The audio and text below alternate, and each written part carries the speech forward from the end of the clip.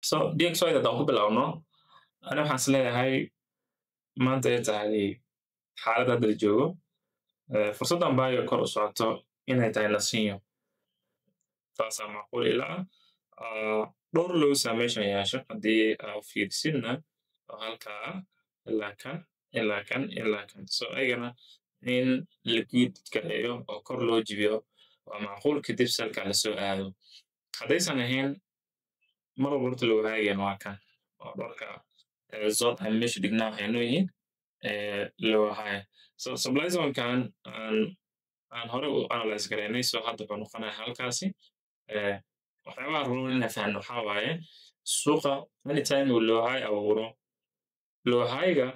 in la jibiyo waa wax normal ah oo suuqa anytime uu trend uu bedeli karaa laakiin adiga waxaa lagaa rabaa inaad waqti siisid correction xaaladiisa iyo dhaqdhaqaaqa uu ku socdo so-aalan hadda wax socdo correction ma dhihi karnaa correction oo suuq hoos u soo aadayo no like waxaan qasbayna ma aha laakiin waxaan ka akhrisan karnaa go'aamadan inuu suuqa hoos soo aadayo iyo in kale correctionkan dabeecaddiisa iyo siduu noqon doono waxaan ula jeedaa haddaa low time frame ula degatid correctionkan keligiisa trend ah oo 15 minute marka u fiirisid mise 5 minutes ka kana waa loo hagayo 1 hour-ka loo hagayan saa sheegayba calaamad red flag wataa oo aan isleeyahay waxa meeshan yaalo oo loowidan oo meeshan yaalo halkaas afan in la maybe korkooda la maro so korkiis in la maro waxay sababi kartaa marka in full body candle halka ka helno dan suuqiya oo high isku bedelo halka ay noqoto shift oo high ah kana hadduu correctionkii yahay asiga marka ka war sugayna dabeecaddiisii siduu ku socdo aslaga suuqa u socda high and then low and low kale high kale low kale ku socdo trendiga buyga nool so ina xishmaysaa 5 minutes taasi horta waa DXY so haddii arrinta ay saas tahay lacagaha kale marka euro USD iyo GBP USD ayagana sal la mid ah xaaladahooda ma DXY-dan siday u muuqataa may xoogo way ka aragti duwan yihiin inkastoo order flow euro USD oo iska baayahay trendiga guud oo waxaan sal ugu raadinaba aysan jirin saasay tahay waxaa muhiim ah inaan fiirino xaaladda correctionka uu ku sugan yahay iyo DXY-da soo aragtay inaan mar walba isla qiimaysid waxa hadda socdo waa correction sida hadda asla ognahay correctionkan time frame kuna arag markaa ku fiirisid waa correction caadi madax bannaan oo caadi ah oo as leeyahay maybe demand zone-kiis wuxuu noqon karaa somewhere here looga inuu meesha imaado oo ilaa hoosta inuu soo aaday macquul tahay so hadduu halkan u imaado oo inaa order flowgii markaan dhisnay correctionka ogaanay waa inaa entry modelkii helnaa haddana so tradeka u imaaday keliya buy kuma qaadanayn waa inaa confirmation ah buy ku qaadanay ay meesha imaadaa kadib unbaa waqti siin karnaa aniga marka waxaan is leeyahay aragti ahaanteyda euro USD zonka way imaan kartaa fursaddii daraad aan qaadanay mid la mid ah haddaan helno okay laakiin halkan waxaa yeelo xasunoor so hayeeloogan oo lasoo jibinna oo 1 hour time frame kan hayeeloogan oo hoos shift loo sameynin oo laga hoos marinna waxaan fursad sal ugu fikirna oo ku khaldanaanayna okay so biaskaaga mar walba aragti ahaantaada so hayeeloogan lagama hoos marin suuq meel dhaxaas u taagan yahay waxa expect garaynayna waxaa weeye in one more impulsive kala nasiyo si aan zonka kor u tagno just marka correctionkan hadda xaaladdu ku sugan yahay saa kuu sheegay waa inuu zonkan leeyahay inuu imaan karo isla New York session tan waayo DXY-dan u jeednaa in order flowgeed uu baayahay shiftigan equalka meesha yaala inay qaadi doonto macquul iyo la eg tahay okay maybe that's the probability boqolkiiba 9 intaan suuqan joogay suuq waa nidaamkuu sameeya wax iska cad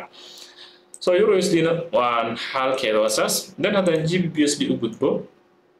ayada already shalay waa ka hadlay maantana waan ku celinayaa haddaa xasuusatiin shalay ayada already haddii video livekii shalay aadan joogin waxaa mar walba aniga kugu talinaya fursadaha markaan analyze garaynayno haddaadan soo daawan muuqaaladan mise xaaladaha maalinkaas aadan laga warhaynin way adkaanaysaa inaa markasta talaabadan qaadin aqaadid okay talaabooyinka waxaa ka mid ah every time frame oo suuqan sameeyo labada lacagood inaad isku qasabtid ma aha every time frame oo 1 hour uu ka madax bannaan yahay lacagta kale sida gooni ula macaamil GBPUSD shalay inay meesha supply zone noo tahay waa sheegnay inaad trade halkan ka qaadan karno haddii aan aragno rulesiga waa tii aan sheegnay waa tii aan ka dhawaajinay qofkii dadaal dheeraad ah geliyey fiiriyey lacagtan qaabkay ku tagtay supply zone-ka iyo siday ugu soo sell ugu soo daadatay oo wax iska cad oo aan ogeyn maadaama order flow uu sell yahay taasi waan shalan ka dhawaajinay laakiin correction-kan ayaa marka sidaa rabay maanan ka helin at least xoogaho yar sababtoo ah wax liquidity ah maanan helin shalay tii aan ka dhawaajiyay ahayd dhaqaaqan shiftiga in la sameeyaan rabay shiftigan wiiga lagu qaaday so haddii full lagu qaadi lahaa body soo laabadka waa qaadan lahaa liquidity-gaygana maybe ma heli lahayn so qaaban ku qaata ma haynin shiftina ma haynin liquidity-na ma haynin so haddaa ay dhow ayadan halkaasaan ka fiiriyey wax entry ku dhisan oo equal ah oo trade-ka aan ku qaadan karno ma arkin okay kana isku day inaan arko isla haddaa ay dhow asagana kana ku ii sameeyey equal oo halka ah scenario 2 aan ka heli rabay asagaa shift ii sameeyey oo halka ahaa then I was expecting rajadeed waxay ahayd aniga halkaa lagu laabto so laabadkiina muu dhammaystirin so every way aan trade-kan ku qaadan karay shuruudihii waxbaa iga dhinnaa so laakiin inuu trendiga sell yahay waa tii shalay aan ka dhawaajinay maana fursadda nidaam entry modelka ku qaadan lahayn wax ka dhinnaa so GBP USD 1 hour time frame-kaaga waa clear waa downtrend I think sidaas leeyahayna 4 hour correction aa la dhisaya that's I believe so inay jirto sababta kaasi waa 4 low high kan waa 4 hour high so waxa hadda socdo oo selkan dhan loo daadinayo 4 hour correction in lasoo dhiso one more time IC-gaas in laga soo laaban karo kadib baaga lasii aadi karona waa just maybe aragti jirta waaye maadaama 4 hour naftirkiisa sababta 1 hour inaad isku dhex ilowda lama rabo 4 hourka jihadiisana inaad ogaatid waa muhiim aniga fikirkaasaan qabaa lacagta 4 hour lacagtan GBPUSD then hadda now break structure clear haysata oo aad u fiican oo low trend ah then meeshii shalay trade-ka aan ka soo raacnay waxay noqonaysaa low high okay waxay noqonaysaa low high noqonaysaa then kan waa low haddii maybe correction kale ah heshid oo trade-ga uu kor kugu laabto maybe entry kale waa soo dhisi karnaa aragti ahaanteyda fursado kale waa soo dhisi karnaa laakiin hadda meeshay joogto meel aan sell ka qaadan karno mise aan buy ka dhigi karno ma taagno so inaan sida faraha u qaadna USD waan ka soo hadlay GBPUSD xaalkeeda waa saas GBP kan hadda idan idin waramo ayada horta waaba waxaa moodaa hayaloogeeni in afka lagu hayo isagana talow mala jibin doonaa trade-naa ka qaataan rabay haddaa isaaka marbaan fiirinayay laakiin waxaa rabay shiftiga in la sameeyo shiftigan demand zone imaaday shiftiga in la sameeyaa rabay shiftiga lama sameynin meel dhexdaasaa laga soo laabtay hadda soo maarti so shiftigaasoo la sameynin inaan qaato go-aankayga ma ahayn then meesha hadda la joogana weli waxaa moodaa in weli hayaloogeyn la push gareyn doono so suuqana sometimes lacagaha boundiga iska ilaaliya volatile but anytime isbedela so waa lacagaha sida eurada iyo eurocard oo kale camal uma degano okay uma degano macnaha waxaan ka wadaa like anytime ay suuqa change of character sameyn karaan so way ka awood badan yihiin boundiga markii loo fiiriyo eurada GBP card waxaan ku darsado hadda waxaa waaye keliya haddii aan aragno hayaloogan la jibiyo aragno oo hoos loo jibiyo haddii shiftigan la jibina aragno labada mid hadduu hayaloogaas jibiyo then supply zone-keena raadsanaynaa fursadan sell ay noqonayaan so ilaa hayalooga laga jibinayana go-aan sell ah ma gaari karno go-aan buy ahna ma gaari karno ilaa shiftigana looga sameeyo kan hadda okay ilaa shiftiga laga sameeyo wax buy ah kama gaarno so that's the only way hadda suuqan aan rabo inaan ku adkaysto this New York session haddii labada mid ay sameyso kadib talada meel u dhiibaynaa so fikirkii aragtada hal meel aan u dhiibaynaa okay eurocard ku saartay أيضًا ilaa hadda waxaan rabay inaan scenario 2 ka qaato. Scenario 1kii halkaasuu ku jiray oo aan ka qaadanay trade haddaa xasuusateen. Meesha hadda la joogo oo trade-ka laga celcelinayo waa meel scenario 2 ah. Isagana shiftigaasaa rabay inuu ii sameeyo. Full body candle aan ku rabay. Waan ka helay. So hadda already fursad shalay aan ka qaadanaa jirto haddii halkaa kusoo laabato inaan qaadan lahayd. Ilaa xalay halkaasaa la iska taagan yahay. Laakiin koogaa biibna waxaan ku qaadanay shiftigan hadda haddiina loo sameeyo oo shiftigan in loo sameeyo waana loo sameeyey trade ahaanna ayada saakaan qaadanay ilaa hadda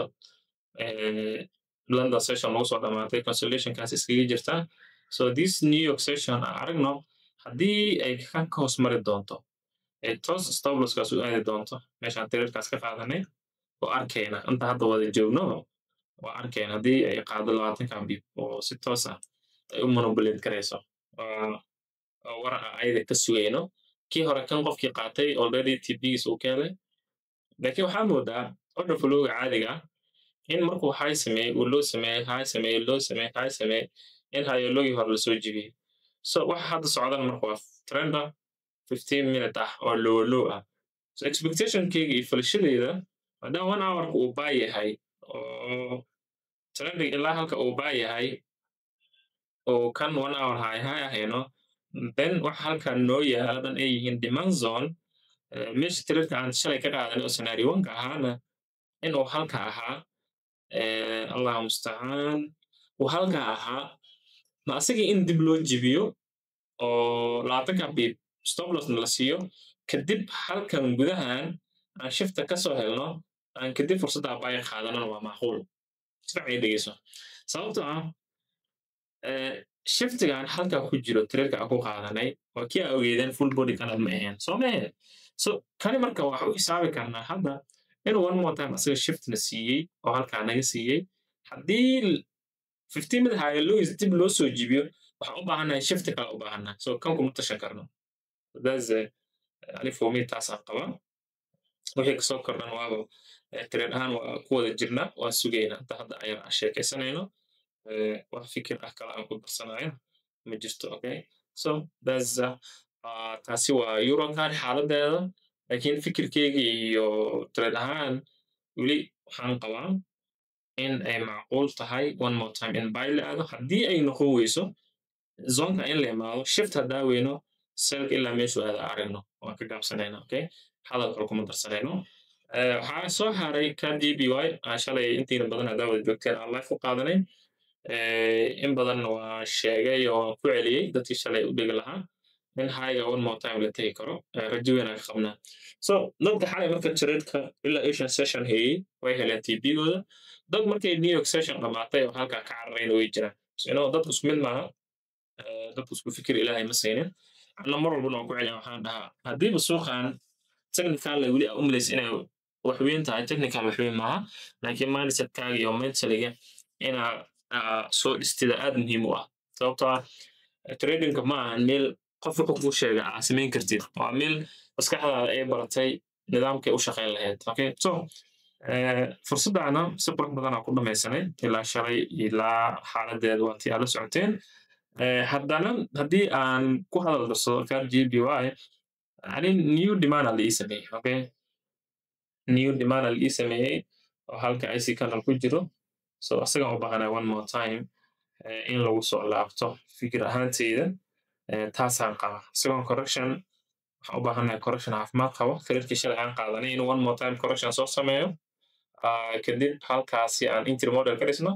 dan ilaa buyers aan sii haysano fikir ahaanteyda waa taas kolley fursaddana inna la siiyo inaan sheegno meeshu suuq aaday laba waa suuq waxaa laga yaabaa inuu correction soo dhiso uu buy aado laakiin adi aadan qaadan why sababtoo entry modelki maba haysid so you have to inaad banaanka taagnaatid so hadda kan jby arrinteedii xaaladeeda ani waxaas leeyahay correction u baahana okay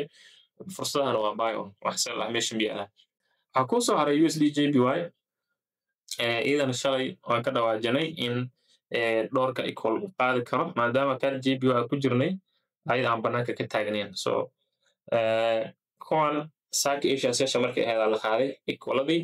laakiin trade waxay bixisay ayadana saak LCD oo scenario 2 ah oo aad u qurux badan t-shirt waa tii ogeedeen oo waxaa ayada yiri niyow trade-kan daadashadan qaabka lagu soo daadiyay trade kuma qaadan karno liquidity-gaana loo soo laabtay waa tii aan sharaxnay laakiin socodkii hore loo socday ayaa waxaa la abuuray trade aad iyo aad u qurux badan saaka subax inay helaan rajeynaa mise subax 5:30 lacagaha Japanese-kan mar walba haddaa og tihiin waxay dhaqaaqaan badnaa move-kooda oo marka anaga salaada subax ay noo tahay 9 saac 10 saac habeenimo 9 saac 10 saac habeenimo so lacagaha Japanese-ka haddii maanta aad trade ka qaadatay New York waxaa mar walba kuu fiican inaad habeenkii bariisisid si subaxii markaa soo kacdid ba 6 morning salaad subax markaa soo dukatid ba trade-ka movement fiican u heshid laakiin haddii trade-ka galab New York aa qaadatay isla New York aa xirtid lacagaha JPY-da ay Asian session yihiin way adkaanaysaa trade-ka inaad sida la rabo u guulaysatid so trade-ka inaad ka guulaysato daartid oo lacag fiican aad ka heshid base ku kala baxdiin waa un inaad habeen bariisisaa haddiiba fursad aad ka hesho Canadian iyo USD sababtoo ah xilliga New York session move ay sameeyaan Asian session move ay sameeyaan laakiin waxaan kugula talinayna inaad habeen bariisisid si walba fursad aad uga heshid lacagaha yuurada lacagaha London ka shaqeeya lacag euro USD oo kale GBP USD oo kale GBP card inaad habeen bariisisid wax micnaa sababta ay Asia ma u shaqeeyaaba suuqooda shutdown so Asian hadday shutdown yihiin عادي habeen baad iska xiri kartaa adoo haddan beri marka iska xirto isla subaxii meesha aad ka geli kartid laakiin lacagaha Japanese ka u baahan tahay inaad bariisisid so USD JPY-dana another wonderful trade ay bixisay hadal iyo dhammaantiis marka USD card aan ugu dambeysa ayadana maxaan ka dhahnay xagee wax u socdaa USD card ayadana shalay trade ay bixisay inta dhalinyarta badan waa ay qaateen nidaam walbo intii aan ku dhisi karnay oo leesoonadeeda ka mid ahaa dad badan aan waqti siiyey aniga waxaan ka dhigi karaa hadda waa un lacagta USD card trendigeeda waa sell so maadaama sell ay tahay ilaa halkee lasoo target garaysan karaa ani ahaantayda hadda haddaan hadal ku darsado lacagta 4 hour horta selma 4 hour waa buy taas waa inaad la socotaa waxa aan la jirnan oo 1 hour sell iska socday sigan waxaa moodaa inuu soo gebagabaabi doono oo 4 hour-kii jihadiisa loo jeesan doono oo fursadda buy-ga la aadi doono taasi waa aragti ii muuqata laakiin kama hor dhacayno waa in loo haagan la jiyo saasay tahay loo haa ma helo waxyaaba ay cabsi gelinayo inaa USD card sell ka raadiyo waxaa waaye loolo fresh ahay bas sababta kii loolo samayn lahaa shalay ahayd lama samayn oo lagu fashilmay soo maa haddii kan lagu fashilmay ana expectationkii waxaan qaba marka kii shalay dadkii sell soo qaatay in dib looga laabto then fursad buy la sii dhiso so correctionkan inuu nagu sii dheeraado waxaa laga yaabaa hata ilaa uu korkaas tago so aniga USD card hadda meel aan jihadeeda u tilmaamo ma jirto haddii hal mid kadib aan helo hal mid kadib haddaan helo haddii kii shalay sellkii kor loo jibiyo go'aan buy waa ka fikri karaa haddii company of structure la sameyn go'aan sell waa ka fikri karaa laakiin meesha hadda ay taagan tahay meel aan trade ka dhisi kara maaha for me waxaan aad u jeclaan lahaa ani ahaan haddii ay ii samayn karto in break of structure ay siiso shifti hoose ii qaado then correctionka kadib supply halka ugu dhisto then fursadaysan safar badan aan ku qaato then USD card-ka aamusnaan ay leedahay sida uga aamusnay GBP card soo ma xasuusatiin aydan break aan gelinay laba midkood inay samaysaa labada mid waxaa waaye shiftiga kor ha noo samayso maskoch ha noo samayso wax ka dhexeeya malaha euro card ayadana la mid selkaas haddayna siisaa aragno haddayna siin weysana ay kor aadana aragno waa trade life aan ku jirno oo member chatka saaka ala qaatay so isku dardar adi ahaan kulley trade aan khasaarnay isbuucan GBP card aa jirto oo dad badanna haddii aad journal leedahay journalkaaga aa haysatid you have to inaad tradeyada mar walba oo noocan oo kale aad journal garayso waa muhiim so aniga waxaan ku kala tagnay card JP waa shalay iyadana marka hadda waxa igu xiga waa euro card oo aydan dhankay u dhici doonto aan wada sugi doono so qof su'aal qabo igu darsan karo hadduu jiro waa wax kale aan dhihi karo ma lahan GBUSD waan qaatay ugaas aniga okay haddaan qaadatay scenario ma xumo laakiin liquidity waayey ninkan xamuud liquidity-ga waxaa maaragtaa inay kala dheertaa loo maleeyaa shiftiga meeshaa saarteen waa khalad shift leen socdo lama saaro waan ku ogahay Australia bes laakiin shiftiga saa u saartay maahan booska scenario 2 ka cariirisayna waa maybe waa kugu toostay taasina waxaa kuu fududeeyey waxaa waaye inaa order flow la jirtid order flow haddaa la jirta xataa marmar adoo khaldana lagu sixi karaa laakiin haddaa 1 hour ka hor imaado way adag tahay support team ayaan raadinayaa please ila soo xiriir qofkii qaabilsan oo support team waa meeshan haddii aad rabtid dadkanaan jawaabtiisa siinaynaa support team halkaa la xiriir support contact then automatic waxaa yaalo ticket number ayaa furan kartaa haddaa kale numberkaasaa la xiriiri kartaa simple and clear so uma baahnid qof kale qofkii u baahan meeshaas labada meel la xiriiro dhan walba su-aasha waa laga caawina okay so fikir ahaan iyo